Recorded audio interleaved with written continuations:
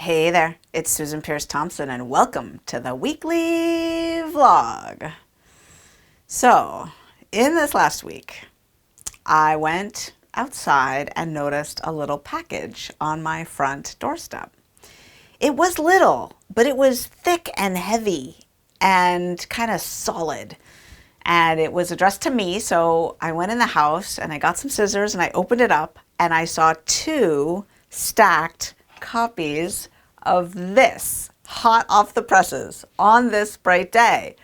A Year of Reflections for Lasting Food Freedom. It is printed and right now being warehoused and shipped out to stores all over the United States, all over Canada. It's arriving at stores and Amazon warehouses, and I inscribed one to David, and this is funny, I inscribed one to myself. I just wrote a little love note inside of it, and yeah, I really enjoyed inscribing the one to David as well. And so I started reading it every day, and I'm also in our online communities every day noticing, and people are starting to comment on how much they're getting out of the daily readings, because they of course have access to, which I'll talk about in a second. If you're not aware of how you can have access to the book today, I'll be sharing that information. So one of the very first readings that I read in the actual hardcover book that I got in the mail, was on Indulger Energy. And I saw a lot of people comment about it, how much that reading helped them. And I reflected on how I came about the learning, the awareness that I put into that entry from such hard-won experience, like just such pain and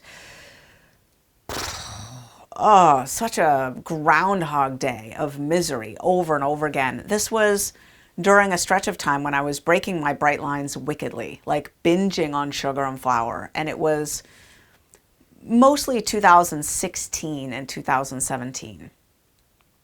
And I would get, a week or 2 weeks or 3 weeks or 4 weeks or 5 weeks of immaculate bright lines. And then I would binge, a big sugar flour binge. And my life was really stressful then. It was, my 3 precious young kids, my marriage, 30 employees, and trying to figure out how to run a business, like manage people and an org chart and standard operating procedures and leadership team meetings and things that as a psychology professor I knew nothing about. And then also the thousands of bright lifers and trying to love them and guide them and minister to them and answer their questions and be there for them. And my life was feeling so full, just packed to the gills. I don't know if you can relate to that feeling of just so much life smushed in there that I just had no space. And I felt like I was being checkmated by my big priorities, my kids, my precious kids, and my mom and my husband and my employees and the email that had to go out and all the things. And what would happen is sometimes I would just explode in a binge.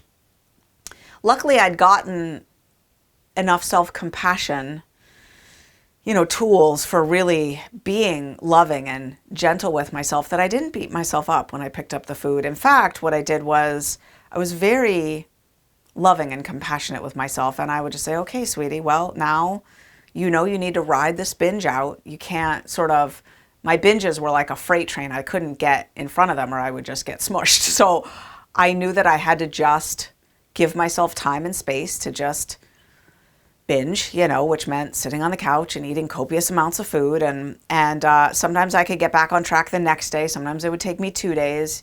Rarely would it take longer than that, but I would, get the tools to get back on track. I'd call Lyndon, my beloved mastermind maven.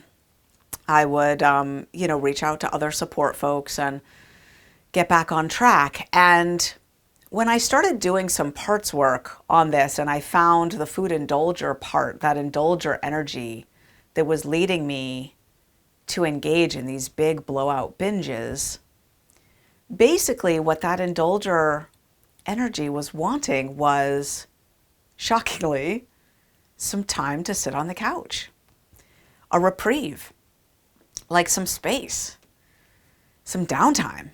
And I was not getting any downtime except for those times when I would binge. And then I would get hours to just veg out on the couch with a book or, you know, some TV or shows or whatever. And so I reached a point where I wanted to stop binging so badly that I realized I was going to have to, as hard as it seemed, because there are so many things I felt like I had to do, I was going to have to let myself just sit on the couch sometimes for 3 or 4 hours and do nothing for the evening or take a bubble bath. And so this reading in On This Bright Day on Indulger Energy talks about getting in tune with that inner indulger and understanding what it needs. Because it doesn't need food, and it doesn't even need you to spend money on it to get something in particular. There's ways to indulge without food, without money, and finding those indulgences, what feels truly like an indulgence, like a gift, like a reprieve. It's different for each of us, depending on our season of life and what we need. But tuning into that energy and learning what it really wants is such an important skill. And those wicked binges did stop as soon as I let myself sit on the couch for hours at a time or take a bubble bath and get that reprieve. So I was noticing people in our community were commenting on this reading, and they'd gotten access to it through our bonus package. So right now, when you pre-order the book On This Bright Day, you'll be able to download all of the entries for On This Bright Day for this month and next month, all of the entries, so that you can start reading them immediately. And you'll also get access to a behind the scenes little film that I shot, tiny little nugget of a film that explains the recording of the audiobook, and it shows you the natural disaster we faced, the thing that happened that was so moving that I wept over it, wept and wept. It was so touching. And yeah, a gross, flagrant misjudgment of time that happened. Anyway, and a tour of the studio and an introduction to the people who are behind the scenes. It's a fun little video. You also get my best menu offering to you of how I think you can best select foods for maximal weight loss, maximal health. A 1-week menu, one for omnivores and one for plant-based eaters, in case you're wondering, if I want to start bright line eating, if I want to get this weight off, if I want to resume, if I want to really do this, what should I be eating? So I give you a meal plan. We also give you some bookmarks that you can download and cut out, print off and cut out yourself. And I see pictures of people in our community now using their bookmarks. It's so sweet. And 10 lucky people will also win a free audiobook and a free nameplate. So I will inscribe your book for you. So that's the bonus package. And you can get it down below if you click the link, or at the website onthisbrightdaybook.com.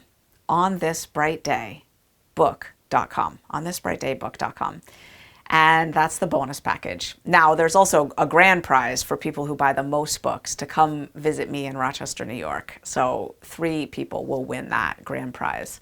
1, all expenses paid. So super fun packages. There's also some things for people who buy 5 or more books to join me during New York Times Week, all week for lunchtime lives with Susan, and to join me live as we hear the announcement about the New York Times. You know, why are we hoping to get this book on the New York Times? There is some achievement orientation in it for me, for sure, some ego. But that is not actually what it's about. What it's really about is our movement and the reality that part of the explicit stated mission of Bright Line Eating is to impact the world. And the world has material standards. The world definitely plays by a certain playbook. And the New York Times is part of that when it comes to books. It is still the sort of bar that's set. And so when people see New York Times bestseller, it means something different than if it doesn't say that. And so as we try to impact the world together, as we try to help the world understand food addiction really is real, it means something if a book that says food addiction on the back cover of it, right? Right here it says daily inspiration and support to find freedom from food addiction. And if that book says New York Times bestseller on the front, it gives it a legitimacy in the eyes of the world. And we're striving to reach people we haven't reached yet. We're striving to give this movement more and more and more of a reach, of a megaphone, of legitimacy, so that we can have an impact. It's one thing to impact, tens of thousands of people in a nook of the world. It's another thing to really impact the world. So it's really a stepping stone on that path, but not a trivial one. And so that's the reason behind that goal.